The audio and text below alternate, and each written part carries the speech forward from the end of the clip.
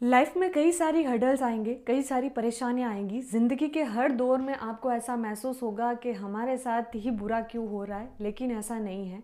आज अगर कोई हमसे ऊपर 10 लाख अगर हमसे ऊपर हैं तो 1 करोड़ हमसे नीचे ही है। ये ज़िंदगी की सच्चाई है। सबको सारी सुख सुविधाएं या सारी खुशियाँ नहीं मिलती हैं। तो अपने आप को हमेशा पॉजिटिव रखिए और यही सोचिए कि ज़िंदगी का जो सफ़र है, ज़िंदगी लंबी नहीं बड़ी होनी चाहिए, और उसी वे से आप अपनी ज़िंदगी को जिए और पॉजिटिव रहें और अच्छे से स्टडी करें, हेल्दी रहें। सो वेलकम एवरीवन, मैं आरती आपका स्वागत करती हूँ हमारे ऑनलाइन स्कूल इंडिया फैमिली में। एंड हम जो डिस्कस कर रहे हैं, हमारा चैप्टर चल रहा है 12।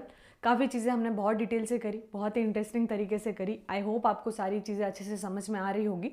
फिर भी अगर आपके कुछ डाउट्स रहते हैं तो आप कमेंट सेक्शन में अपने डाउट्स डाल दीजिए। I try my level best. Okay, so बढ़ते हैं हम हमारे चैप्टर की तरफ। हमने जब लास्ट डिस्कस किया था, हमने कोपेन की जलवायु वर्गीकरण से संबंधित कुछ कॉन्सेप्ट डिस्कस किए थे, जिसमें हमने उष्णकटिबंधीय जलवायु, शुष्क जलवायु और एक हमारा जो था ध्रुवीय जलवायु, आज हम उसको डिस्कस करेंगे। समुद्री पश्चिमी तटीय जलवायु के बारे में बहुत अच्छे से पढ़ चुके हैं। CFB, ये जो वर्गीकरण था कोपेन के द्वारा जो दिया गया था, ये आपका भूमध्य सागरीय जलवायु क्षेत्रों की तरफ आता है। अगर हम जलवायु क्षेत्र या भूमध्य सागर की तरफ बात करते हैं तो यहाँ पे जल की अवस्था है, तो हम ये कह सकते हैं संघनन और वाष्पीकरण की क्रिया यहाँ पे अच्छी होती है। तो टेम्परेचर में और एक जो बदलाव यहाँ पे दिखाई देता है, उसका कारण भी यही है। और तो यहाँ बारिश बहुत अच्छी हो सकती है। तो यहाँ पे 50 सेंटीमीटर से लेकर 250 सेंटीमीटर के बीच घटती बढ़ती बारिश होती रहती है, जिसका प्रमुख कारण क्या है? समुद्री तटीय क्षेत्र। क्लियर है? आज हम आगे बात करेंगे शीत हिम व वन जलवायु। शीत हिम जलवायु की जब बात की जाती है, देखिए हम जैसे जैसे ध्रुवों की तरफ आगे बढ़ते हैं, हमारी जलवायु की अवस्थाओं में बदलाव आता है, हमारे टेम्परेचर में बदलाव आता है, हमारी आर्द्रता में बदलाव आता है। तो इसका कारण सीधा जलवायु पर पड़ता है। तो इसीलिए हम कह सकते हैं कि जो तापमान है या आर्द्रता है, इनकी अवस्थाओं की वजह से जलवायु की परिस्थितियों में भी परिवर्तन आता है। तो जैसे जैसे हम अक्षांशों की तरफ बढ़ेंगे, बढ़ते अक्षांशों की तरफ हमारा जो 40 डिग्री से लेकर 70 डिग्री सेल्सियस उत्तरी अक्षांश, या फिर जो हम कह सकते हैं उत्तरी गोलार्ध में, इन अक्षांशों के बीच यूरोप, एशिया, उत्तरी अमेरिका और विस्तृत महाद्वीपीय क्षेत्र पाए जाते हैं। क्योंकि आपको भी पता है कि उत्तरी गोलार्ध में आपको स्थलखंड ज्यादा देखने को मिलेंगे, बल्कि दक्षिणी गोलार्ध में आपके जल क्षेत्र ज्यादा होंगे। तो इन क्षेत्रों में पाई जाती है। शीत हिम वन जलवायु को 2 प्रकारों में विभक्त किया जाता है: आर्द्र झाड़ों से युक्त ठंडी जलवायु और DW शुष्क झाड़ों से युक्त ठंडी जलवायु। उच्च अक्षांशों में सर्दी की उग्रता अधिक मुखर होती है। तो इसका कारण भी कहीं ना कहीं ये जो क्षेत्र है, इसमें हम कह सकते हैं कि झाड़ों की अवस्था पाई जाती है। तो डी क्षेत्र हमारा क्या हो जाएगा? डी हमारा शीत हिम वन जलवायु क्षेत्र होगा। आर्द्र झाड़ों से युक्त ठंडी जलवायु DF फुल, जिसमें हम विंटर ड्राई की अवस्थाओं को कह सकते हैं। आर्द्र झाड़ों से युक्त ठंडी जलवायु समुद्री पश्चिमी तटीय जलवायु और मध्य अक्षांशीय स्टेपी जलवायु से ध्रुवों की ओर पाई जाती है। जाड़े ठंडे और बर्फीले होते हैं और तुषार मुक्त ऋतु छोटी होती है। वार्षिक तापांतरण अधिक होता है और मौसमी परिवर्तन आकस्मिक और अल्पकालिक होता है। ध्रुवों की ओर सर्दियां अधिक उग्र होती है। तो इसका कारण कहीं ना कहीं क्या होता है कि जैसे जैसे हम ध्रुवों की तरफ जाते हैं, हमारी अवस्थाओं में उग्रता दिखाई देती है। और यहाँ पे आपको ज़्यादा झाड़ों का जो समय होता है, जिसमें हम विंटर ड्राई क्षेत्र कहते हैं, जो शीत शुष्क वाला जो इलाका है, वो भी यहाँ पे पाया जाता है। तो आर्द्र झाड़ों से युक्त ठंडी जलवायु हमारे DF क्षेत्र कहलाते हैं। फिर है हमारा DW शुष्क झाड़ों वाला, ये से विंटर ड्राई हमारा आ गया। शुष्क झाड़ों से युक्त ठंडी जलवायु मुख्यतः उत्तरी पूर्वी एशिया में पाई जाती है। अब इतने क्षेत्र को देखिए आप याद नहीं रख सकते। उत्तरी पूर्वी क्षेत्र आपको बोल दिया, आपको हर चीज़ पर्टिकुलर, आपको पर्टिकुलर कॉन्टिनेंट याद नहीं होंगे।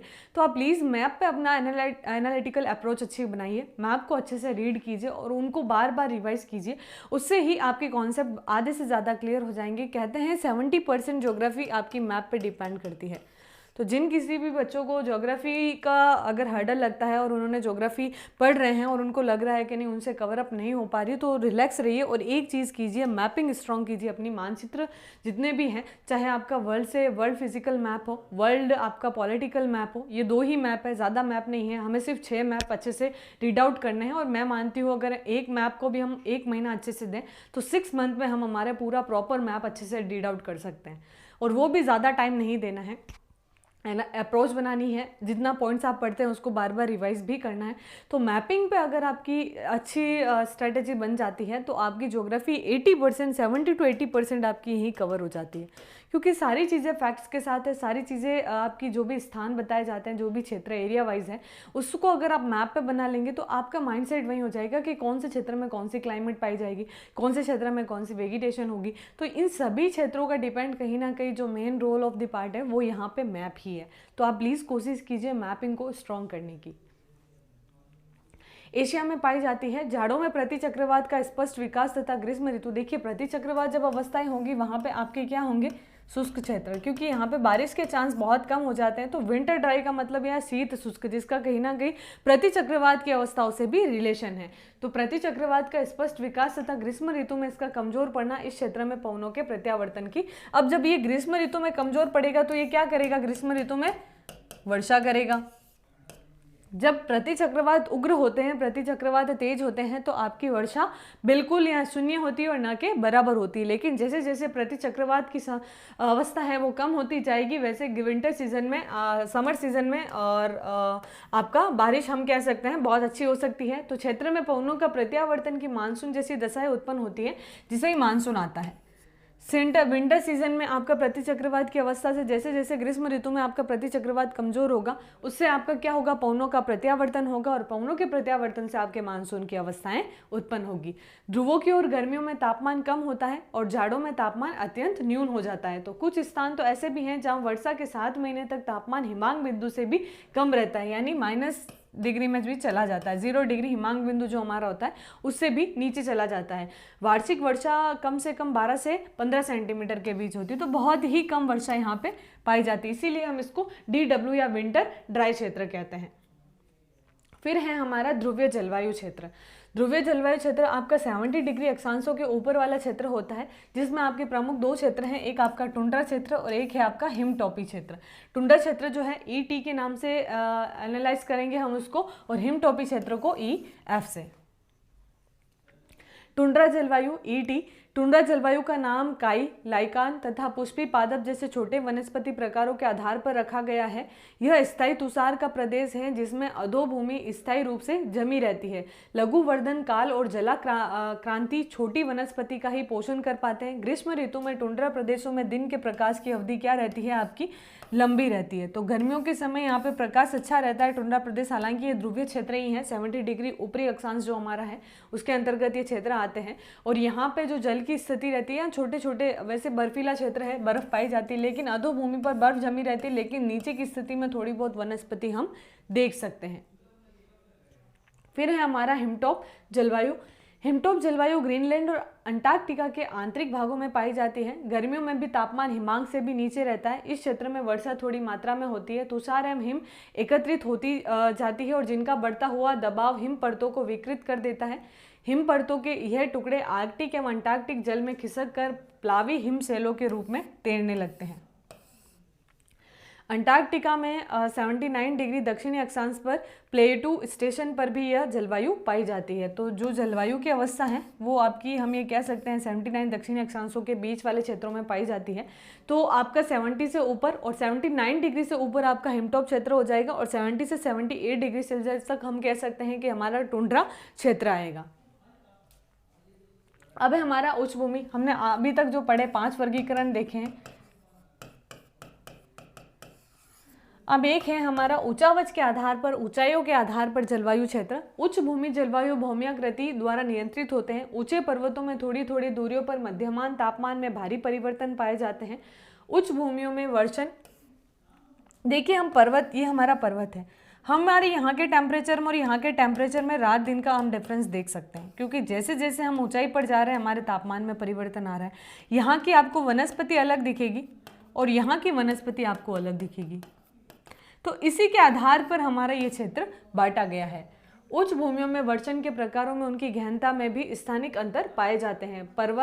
पर्वतीय वातावरण में ऊंचाई के साथ साथ जलवायु प्रदेशों के स्तरित ऊर्ध्वाधर कटिबंध पाए जाते हैं। तो यहाँ पे जो हमारा ऊंचे क्षेत्र है, उच्च भूमियों में यहाँ पे वर्षा के प्रकारों में भी परिवर्तन दिखाई देता है। पर्वतों के वातावरण में उनकी ऊंचाई के साथ साथ जलवायु प्रदेशों में भी ऊर्ध्वाधर कटिबंध पाए जाते हैं। ऊर्ध्वाधर हमारी ये अवस्था है, तो कटिबंध क्षेत्र हमारे इस क्षेत्र के स्तरित ऊर्ध्वाधर कटिबंध यह क्षेत्र पाए जाएंगे।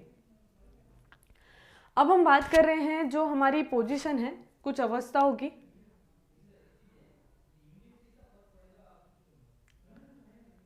Just a minute. अब देखिए हमारा नेक्स्ट टॉपिक है जलवायु परिवर्तन। अभी तक हमने जो देखा हम उसको एक बार माइंडसेट करते हैं। सबसे पहले हमने देखा जलवायु क्या होता है। जलवायु जो औसत मौसम होता है हमारा, हम कह सकते हैं जो हमारा औसत मौसम है उसे हम क्या कहेंगे, जलवायु कहेंगे। जलवायु की अवस्थाओं के आधार पर, जलवायु की पोजीशन के आधार पर, जलवायु के प्रॉपर कई सारे वर्गीकरण किए गए, जिनमें हम प्रमुख देखते हैं जननिक, आनुभविक, एक आपका अनुप्रयुक्त। 3 क्षेत्र हमारे यहाँ पे पाए जाते हैं। तो अनुभवी के आधार पर कोपेन ने अपना जलवायु वर्गीकरण रखा। कोपेन ने क्या कहा कि वनस्पति, जल या फिर तापमान, और एक आपका वर्षा, इसके आधार पर अनुभवों का एनालाइज करके वनस्पति को मार्ग बनाते हुए या वनस्पति को प्रमुख कारक मानते हुए कोपेन ने अपने जलवायु का वर्गीकरण किया। और उसने क्या किया, बड़े अक्षर और छोटे अक्षरों में जलवायु का वर्गीकरण कर दिया। तो वनस्पति, तापमान और वर्षा बड़े छोटे अक्षरों के आधार पर जब जलवायु का वर्गीकरण किया गया तो कोपेन ने कई सारे कॉन्सेप्ट रखे। उसमें कोपेन ने कहा वनस्पति जैसे 4 प्रकारों में बांटी जाती है पूरे विश्व की, उसी प्रकार से ए, बी, सी, डी और ई क्षेत्र में हमारी 5 प्रकार की क्या होगी, जलवायु पाई जाएगी। एक जो होगी हमारी ए जलवायु जो रहेगी उसमें आपका क्या होगा, ऊंचा ही तापमान रहेगा और ऊंचे ही वर्षा की, फुल वर्षा की अवस्था रहेगी। तो वार्षिक हम ये कह सकते हैं पूरे महीने में बारिश। तो यहाँ पे क्या दिखाई देगी, शीत ऋतु की अभाव दिखाई देगा, शीत ऋतु की कमी। इसके बाद हम चलते हैं ए की तरफ, ई की तरफ। ई का कहना यह है कि जहाँ पे आपको ग्रीष्म ऋतु का बिल्कुल अभाव दिखाई देगा, पूरी ध्रुवीय जलवायु होगी जिसमें आपका तापमान क्या रहेगा, न्यूनतम चला जाएगा, जिसे हम कह सकते हैं 10 डिग्री सेल्सियस के अंदर तक तापमान रहेगा। फिर हम बात करते हैं बी। बी जो है हमारा, देखिए 4 जलवायु जो थी वो आर्द्र जलवायु थी और बी हमारा शुष्क जलवायु क्षेत्र था। यानी यहाँ पे वर्षा की बिल्कुल भी हम ये कह सकते हैं वर्षा 0 से भी कम, बहुत कम बारिश यहाँ पे। शुष्क क्षेत्र जो कि आपके 2 भागों में बांटे गए थे, एक आपका था छोटा W, बड़ा एंड S, एक आपका स्टेपी क्षेत्र और एक आपका अर्ध शुष्क क्षेत्र, या एक आपका पूरा पूर्णतः शुष्कता वाला क्षेत्र। तो अर्ध शुष्क क्षेत्र आपका स्टेपी क्षेत्र था और W वाला जो क्षेत्र था आपका वो शुष्क क्षेत्र था। क्लियर है। फिर उसके बाद हमने देखा था सी का मतलब ये था कि तापमान भी बराबर रहेगा, वर्षा भी बराबर, ना ज़्यादा ना कम, इक्वल लेवल पे जो क्षेत्र है, मध्यम अक्षांशीय क्षेत्र, वो आपके सी के अंतर्गत। डी का जो क्षेत्र था, डी के तात्पर्य ये था कि 10 डिग्री से ऊपर वाला तापमान रहेगा, टेम्परेचर हाई रहेगा, आर्द्रता, बारिश थोड़ी सी यहाँ पे कम देखने को मिलती है। ये अवस्थाओं के आधार पर हमने क्षेत्रों को बांटा था। फिर हमारा एक एफ क्षेत्र आया था जो कि ऊंचाई, पर्वतों के, पठारों के या हम पहाड़ियों के ऊंचाई के आधार पर जो परिवर्तन होता है उसके आधार पर जो भी जलवायु अवस्थाएं पाई जाती है उसको एफ में डाला जाता है। अब हम बात करेंगे ये जलवायु परिवर्तन होता कैसे है, क्या क्या इसके कारण हैं और वायुमंडल की अवस्थाओं में कैसे। देखिए ये हमारी पृथ्वी है और हमारी पृथ्वी के चारों ओर क्या है, वायुमंडल है, और यहाँ हमारा क्या है, सूर्य है। चूंकि पृथ्वी अपने अक्ष पे भी चारों ओर घूमती है और सूर्य के भी चारों ओर चक्र लगाती है, तो कई सारी अवस्थाओं में पृथ्वी में क्या होता रहता है, बदलाव होता रहता है। तो सूर्य की जो किरणें आती हैं, हमने सौर विकिरण और पार्थिव विकिरण बहुत ही अच्छे से कॉन्सेप्ट से पढ़ा था, लास्ट चैप्टर ही था हमारा। तो जब सूर्य की किरणें वायुमंडल से प्रवेश करते हुए पृथ्वी तक आती है, ये चीज़ आपको पता है, लेकिन पृथ्वी जब वापस अपनी किरणें या पृथ्वी अपनी उष्मा को पुनः वायुमंडल में प्रसारित करते हुए वायुमंडल को लौटा देती है, वो हमारा क्या कहलाता है, वो कहलाता है हमारा पार्थिव विकिरण। तो ये अवस्थाएं होती कैसे हैं, इसको प्रभावित करने का कारण कौन है, कहीं ना कहीं वायुमंडल का ही है। तो वायुमंडल हमारा बना किससे, हमने लास्ट में देखा था जल वाष्प से, धूल कणों से और गैसेस का जो रोल है वही से हमारा पूरा एक वायुमंडल कहलाता है। 5 परतों में हमारा वायुमंडल बटा है। तो इसके आधार पर हम कह सकते हैं कि कुछ गैसेस ऐसे हो सकते हैं जो कि क्या कर रही होगी, सूर्य की उष्मा को ऑब्जर्व करने का कार्य कर रही होगी, और कुछ ऐसी भी गैसेस होगी जो उष्मा को रिफ्लेक्ट करने का भी काम करती होगी। क्लियर है ना। जब हम बात कर रहे हैं वायुमंडल की, तो वायुमंडल किससे बना है, जल वाष्प, धूल कणों से ही बना हुआ है। तो ये जल वाष्प की अवस्था हो गई, जो धूल कण हो गए, गैसेस हो गए। तो लिक्विड फॉर्म वाली जो चीज़ें हैं गैसेस हैं। कुछ गैसों की देखिए, जब हम रासायनिक संगठन पढ़ते हैं, आप केमिस्ट्री में केमिस्ट्री में जब विलयन संगठन, ये सारी चीज़ें साइंस की बातें हैं, तो ये फैक्ट है। तो हम ये कह सकते हैं कि कई सारी चीज़ें हमारे परिवर्तन को, जलवायु को परिवर्तन करने में भूमिका निभा सकती हैं। तो आज हम उन्हीं बातों पे डिस्कस करेंगे कि हमारी जलवायु का परिवर्तन कैसे होता है। कहीं पे आपको ठंडी जलवायु दिख रही है, कहीं पे आपको गर्म, हालांकि ये चीज़ें पवनों की वजह से, तापमान की वजह से, ये सारी चीज़ें हम पढ़ चुके हैं, लेकिन कई सारे ऐसे कारक भी हैं जो इसको प्रभावित करने में बहुत बड़ी भूमिका निभाते हैं। कहते हैं कि पहले के समय हजारों करोड़ों वर्ष समय पृथ्वी क्या थी, एक गैस का गोला था। वो बहुत ज़्यादा गर्म थी, उसके अंदर से बहुत सारी अग्नि ज्वालाएं निकल रही थी, बहुत सारे धूलकण और बहुत सारे पदार्थ बाहर निकल रहे थे। लेकिन धीरे धीरे क्या हुआ, पृथ्वी ठंडी हुई। पृथ्वी ठंडी होने के बाद वहाँ पे जल बने, स्थलखंड बने, रहने के लिए ऑक्सीजन गैसेस बने, वायुमंडल की परतें बनी। इसकी वजह से पृथ्वी क्या बन गया, जीवन जीने के लिए एक हम ये कह सकते हैं अनुकूल ग्रह बन गया। जितने भी हमारे खगोलीय पिंड जो हैं, हमारे आकाशगंगा, हमारी जो मिल्की वे है, हमारी मिल्की में के जितने भी हम ये कह सकते हैं ग्रह, उन ग्रहों में सबसे ज़्यादा जो हमारी पृथ्वी ग्रह है, जीवन जहाँ पे अभी उपस्थित है, वो कौन सा ग्रह है, हमारा पृथ्वी। क्योंकि यहाँ पे जीवन जीने के लिए जो भी अनुकूलतम परिस्थितियाँ चाहिए वो हमारी पृथ्वी पर अवेलेबल है। क्लियर है? तो इसी अवस्थाओं के परिवर्तन में जलवायु की भूमिका कैसे रहती है और जलवायु का परिवर्तन कैसे होता है, वो ही हम आगे डिस्कस करेंगे। जिस प्रकार की जलवायु का अनुभव हम कर रहे हैं अब वह थोड़े बहुत उतार चढ़ाव के साथ विगत 10,000 वर्ष के अनुभव की जा रही है। तो 10,000 वर्षों में पृथ्वी पर क्या क्या अनुभव किया गया, पृथ्वी पर क्या क्या, देखिए आपने देखा होगा जुरासिक काल जो भी आया था, प्लेस्टोसीन काल, और बहुत सारे युग हमने पढ़े थे। थोड़े बहुत इसे जब हमारा फर्स्ट चैप्टर हुआ था तो हमने थोड़ा बहुत डिस्कस किया था, हमारे कॉन्सेप्ट में आया था कि कालक्रम को कैसे बांटा गया है। भूविज्ञानिक कालक्रम की श्रेणी भी हमने देखी थी, पूरी एक इंडेक्स बनी हुई थी। तो ये जो अवस्थाएं आई, धीरे धीरे कुछ जीव हैं, नभचर जीव जिसे हम कह सकते हैं रैंक कर चलने वाले जीव आए, बहुत सारी अवस्थाएं, डायनासोर, जोरासिक वाला जो समय था, डायनासोर थे, बहुत बड़े बड़े जीव थे। तो ये सभी एक कालक्रम के साथ साथ क्या होते गए, परिवर्तन के साथ हम देख रहे हैं कि आगे के आने वाली जर्नी में भी काफ़ी सारे बदलाव होंगे। तो इनका कारण क्या है कि पृथ्वी पर जो भी चीज़ें बदलाव हो रही है विगत 10,000 वर्षों से अनुभव की जा रही है। तो कितने परिवर्तन हुए हैं, अपने प्रादुर्भाव से ही पृथ्वी में जलवायु में भी अनेक परिवर्तन देखे गए हैं। भूगर्भिक अभिलेखों से, हिमयुगों में हो रहे अंतरों से और परिवर्तन की प्रक्रियाओं से यह परिलक्षित हो रहा है कि जो भी पृथ्वी पर जलवायु या फिर जो भी क्लाइमेट है हमारी कितने सारे परिवर्तनों के साथ गुजर रहा है हमारा जलवायु।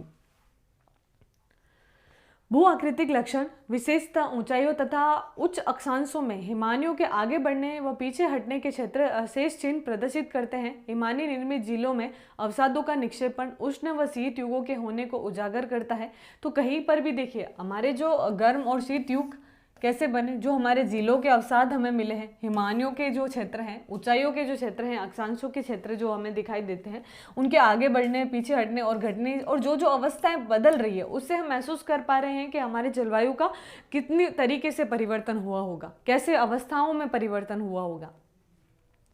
वृक्षों के तनों में पाए जाने वाले वलय भी आर्द्र व शुष्क युगों की उपस्थिति का संकेत देते हैं। ऐतिहासिक अभिलेख भी जलवायु की अनिश्चितता का वर्णन करते हैं। ये सभी साक्ष्य इंगित करते हैं कि जलवायु परिवर्तन एक प्राकृतिक एवं सतत प्रक्रिया यानी निरंतर परिवर्तित होने वाली एक प्रक्रिया है, वो है हमारी जलवायु।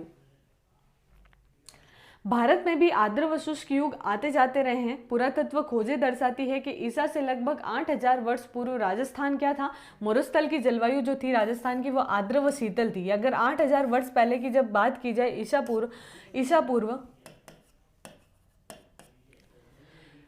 ईसा पूर्व पहले की जो अवस्था मापी जाती है उसके आधार पर 8,000 ईसा पूर्व पहले जो पश्चिमी राजस्थान या मरुस्थली जो राजस्थान का क्षेत्र है, वो पहले क्या था, जलवायु वहाँ की जलवायु थी आर्द्र और शीतल जलवायु थी। क्योंकि आपको पता होगा 33 सागर के कई अवशेष आपको यहाँ पे दिखाई देते हैं। जब अंगारा लैंड और गोंडवाना लैंड, जब आप राजस्थान की ज्योग्राफी करेंगे, कंपटीशन में भी आता है, और आई थिंक जब हम इंडियन ज्योग्राफी पढ़ेंगे उस टाइम हमारा थोड़ा सा ये कॉन्सेप्ट भी रहेगा।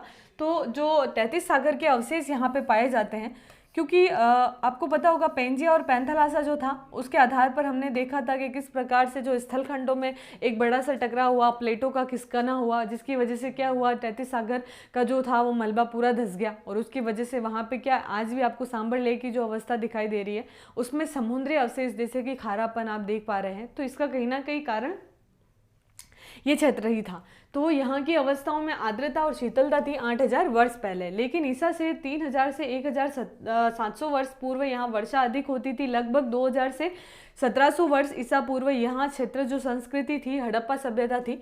हड़प्पा संस्कृति, सिंधु घाटी सभ्यता हम जब पढ़ते हैं तो ये उसी क्षेत्र के केंद्र रहे हैं। जैसे कि आपका सीकर हो गया, आपका गणेश्वर सभ्यता यहाँ पे पाई, बागोर सभ्यता, बेराट सभ्यता, तो ये सभी सभ्यताएं, संस्कृति यहाँ पे विकसित हुई। शुष्क दशाएं तभी से यहाँ पे क्या होना शुरू हो गई, शुष्क अवस्थाएं बनना शुरू हो गई। लगभग 50 करोड़ से 30 करोड़ वर्ष पहले भी भूविज्ञानिक काल में कैम्ब्रियन, ऑर्डोविशियन तथा सिल्यूरियन युगों में पृथ्वी गर्म थी। प्लास्टोसीन युगांतर के दौरान हिमयुग और अंतर हिमयुग अवधि, देखिए पृथ्वी एक साथ अवस्थाएं बदलती रही। एक टाइम था जब पृथ्वी बहुत ज़्यादा गर्म थी, एक बार पृथ्वी बहुत ठंडी हुई, बर्फ़ की वर्षा हुई, बहुत ज़्यादा ठंडी, तो ये दोनों ज़्यादा ठंडा और ज़्यादा गर्म दोनों ही अनुकूल नहीं रहे। फिर धीरे धीरे वर्षण क्षेत्र, पृथ्वी पर बहुत सारी वर्षा भी हुई और धीरे धीरे फिर पृथ्वी पर क्या बने, स्थलखंडों का निर्माण हुआ, स्थलखंड बनने शुरू हुए, समुद्री क्षेत्र बने, जलीय क्षेत्र बने और इनमें प्लेटों में प्लेट टेक्टोनिक की अवस्था आई। फिर धीरे धीरे इन अवस्थाओं के बाद पृथ्वी पर क्या हुआ, जीवन उत्पन्न हुआ, रहने युग के लिए ऑक्सीजन गैसेस बनी, गैसों का निर्माण हुआ। क्योंकि जो वर्षा हुई, अम्लीय वर्षा जिसे हम कहते हैं, पृथ्वी पर कई बार अम्लीय वर्षा हुई है जब जीवन नहीं था, तो इन अम्लीय वर्षा से ही माना जाता है कि जो अवस्थाएं बनी, गैसेस का निर्माण हुआ, गैसों के बाद अवस्था बनी, उसके बाद जीवन आया। तो एक लंबा प्रोसीजर करके कंप्लीट पृथ्वी पर हम ये कह सकते हैं कि पृथ्वी पर रहने के लिए एक अनुकूलतम परिस्थितियां उत्पन्न हुई। तो एक या 2 दिन की अवस्थाएं नहीं थी, बहुत सारे अंतर आए। कैम्ब्रियन और जो भी ये काल थे, इस समय पृथ्वी बहुत ज़्यादा गर्म थी। प्लेस्टोसीन का जब युग आया तो बहुत ज़्यादा हिमयुग आया, ये हिमयुग की अवधि थी। अंतिम प्रमुख हिमयुग आज से 18,000 वर्ष पूर्व का है। वर्तमान अंतर हिमयुग 10,000 वर्ष पूर्व से ही प्रारंभ हुआ। तो जो बर्फीला समय था उस समय अब है अभिनव पूर्व काल में जलवायु। सभी कालों में जलवायु परिवर्तन होते रहे हैं। पिछली शताब्दी में 90 के दशक से चरम मौसमी घटनाएं घटित हुई। 1990 के दशक में शताब्दी के सबसे गर्म तापमान और विश्व में सबसे भयंकर बाढ़ों का दर्ज किया गया। सहारा मरुस्थल के दक्षिण में स्थित साहेल प्रदेश जो है हमारा, सहारा आपका अफ्रीका प्रदेश में 1967 से 1977 के दौरान आया विनाशकारी सूखा ऐसा ही एक परिवर्तन का कारण था। 1930 के दशक में संयुक्त राज्य अमेरिका यूएसए के वृहत मैदान के दक्षिणी पश्चिमी भाग, जिसे धूल का कटोरा कहा जाता है, भीषण सूखा पड़ा था। तो 1930 में आपसे पूछा जा सकता है कि छोटे क्वेश्चन में यूएसए में कौन से क्षेत्र में आपका सूखा पड़ा था, दक्षिण पश्चिमी भाग में, इसे हम धूल का कटोरा भी कहते हैं। तो कई सारी अवस्थाओं में बदलाव हुए। 1990 के दशक में भी सर्वाधिक सबसे भयंकर तापमान, क्योंकि इसका कारण क्या है, देखिए पृथ्वी पर 2-3 चीज़ें कार्य करती है। वायुमंडल की अवस्थाओं के आधार पर टेम्परेचर का घटना बढ़ना, सारी चीज़ें निर्भर करती है। तो एक अवस्थाओं के आधार पर हम ये कह सकते हैं कि चीज़ों में बदलाव हो रहा है। तो जो हमारा अभिनव पूर्व काल का जलवायु था, एक अवस्थाओं के आधार पर परिवर्तन होता रहा। जैसे कि मापा गया था कि टेम्परेचर में कैसे परिवर्तन हुआ। सहारा मरुस्थल में 1977 में भीषण सूखा पड़ा। 1930 में आपका यूएसए के क्षेत्र में भी बहुत सारा हम ये कह सकते हैं भीषण सूखा था, धूल का कटोरा जिसे कहा जाता है। तो एक अवस्थाओं के आधार पर जलवायु में परिवर्तन हो रहा है।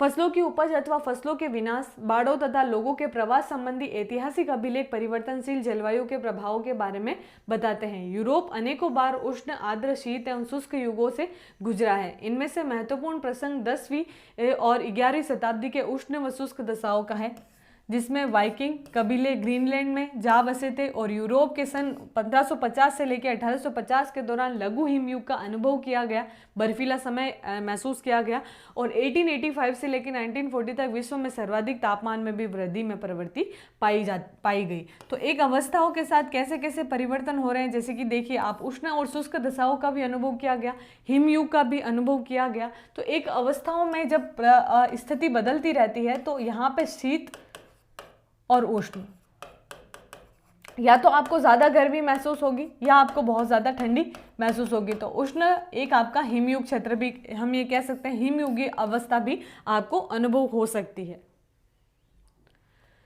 अब जो चीज़ें हमने देखी उसमें कॉन्सेप्ट की जब हम बात करते हैं, नॉर्मल सा जो जलवायु परिवर्तन है उसके कुछ पॉइंट्स मैंने नोट डाउन किए हैं, एक बार हम उसको अच्छे से रीड आउट कर लेते हैं।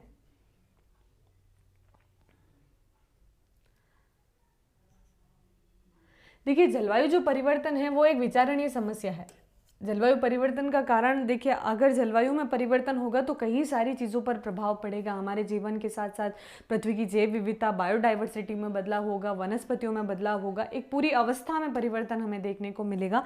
तो जलवायु परिवर्तन एक समस्या ही है, हम ये कह सकते हैं। क्योंकि आज जिस प्रकार से ग्लोबल वार्मिंग की अवस्था आ रही है, जिसे हम भूमंडलीय उष्मीय तापन जिसे हम कहते हैं, तो ये अवस्थाएं किस वजह से हो रही है, इसके कारकों की वजह से काफ़ी चीज़ें बदल रही है। कई बार हम अम्लीय वर्षा को भी देखते हैं, कई बार स्थितियाँ ऐसी होती है कि सूखे भीषण सूखा भीषण बाढ़ की स्थिति भी हमने कई बार देखी है। तो एक जीवन कालक्रम में जलवायु के हमारे जीवन पर बहुत बड़ा प्रभाव रहता है। हमारी दैनिक आवश्यकता, या हम ये कई बार, आपको पता होगा जब आप सिंधु घाटी सभ्यता इतिहास पढ़ते हैं तो कई बार कारण बताया जाता है सूखे के कारण वह सभ्यता विलुप्त हो गई, या उस क्षेत्र में जैसे आर्य सभ्यता जो थी, वैदिक युगीन सभ्यता, सरस्वती नदी पर यह सभ्यता पनपी थी। और एक चीज़ आप देखिएगा, जितनी भी सभ्यताएं हैं वो नदियों के आसपास ही बसती है, क्योंकि नदियों से हमारा क्या, हम कह सकते हैं, कृषि होती है, काफ़ी चीज़ें जल पर ही निर्भर है। जल हमारी आवश्यक मूलभूत आवश्यकता है।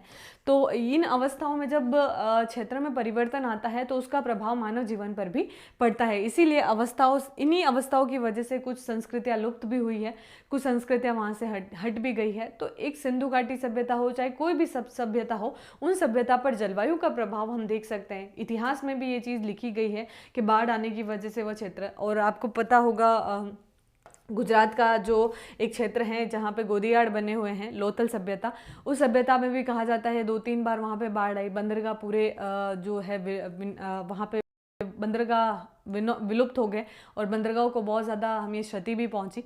तो इन क्षेत्रों में इनका प्रभाव यहाँ पे हम स्पष्ट देख सकते हैं। तो एक विचारणीय समस्या है जलवायु परिवर्तन, निरंतर एक सतत होने वाली प्रक्रिया ही हमारा जलवायु परिवर्तन है। भू आकृतिक लक्षणों के कारण भी यहाँ पे बदलाव होते हैं। इसमें अवसाद और निक्षेपण की अवस्थाएं होती है। ऐतिहासिक अभिलेखों के आधार पर भी हम चर्चा कर सकते हैं। 10,000 समय पहले राजस्थान की जलवायु आर्द्र जलवायु थी। ये कुछ पॉइंट्स मैंने इंपॉर्टेंट जो है वो आप नोट डाउन कर सकते हैं, जिससे क्या रहेगा, आपका कॉन्सेप्ट बन जाएगा कि जलवायु परिवर्तन की अवस्थाओं को कैसे हम माप सकते हैं। बिना हड्डी वाले जीव जो थे वो आपके कैम्ब्रियन युग में आए थे 50 करोड़ वर्ष पूर्व। 18,000 वर्ष पूर्व हिमयुग था, जिसमें आपके विशालकाय हाथी, मेमथ, डायनासोर से पहले की अवस्थाएं। तो पृथ्वी गर्म हुई, ठंडी हुई, फिर धीरे धीरे अनुकूलतम अवस्थाएं बनी। 1990 में ज़्यादा मौसमी बदलाव, सर्वाधिक तापमान देखने को मिला, पूर्ण गर्म रहा। ग्रीनलैंड एक ठंडा प्रदेश है आपका, जहाँ पे आपको हिमयुग की अवस्थाएं देखने को मिली है। 1885-1940 में तापमान में वृद्धि मापी गई है। तो 1885 से लेकर 1940 तक ऐसा क्या हुआ कि टेम्परेचर में इतना एकदम से तेज़ी से बढ़ोतरी हो गई, इसके भी कई कारण हैं। तो इन सारी चीज़ों के आधार पर हम कह सकते हैं कि जलवायु का जो परिवर्तन हुआ है उसमें कई सारी चीज़ें परिवर्तित हुई हैं, जिसका प्रभाव हमारे मानव जीवन पर भी पड़ा है। तो इन परिवर्तनों के कारण क्या है ये पढ़ेंगे हम हमारी नेक्स्ट क्लास में। जो अभी तक हमने पढ़ा है थ्योरी वाली चीज़ें हैं, जो कॉन्सेप्ट बेस्ड थी वो हम डिटेल से कोपेन का जलवायु वर्गीकरण कर चुके हैं। आई होप आपको जलवायु वर्गीकरण समझ में आ गया होगा। और जो मैंने आपको होमवर्क दिया था कि ग्लोब पे आपको एनालाइज करके एक ग्लोब चार्ट बना के पर्टिकुलर आपको सारे जलवायु को वर्गीकृत करना है, तो आई होप आप ये कंप्लीट कर चुके होंगे। जिन्होंने नहीं किया है तो प्लीज़ आप वापस आज ही कोशिश कीजिएगा कोपेन के जलवायु वर्गीकरण को ग्लोब पे एज अ डायग्राम समझाने की। सो मिलते हैं हम हमारे नेक्स्ट क्लास में इसी एनर्जी के साथ। Take care yourself, good bye.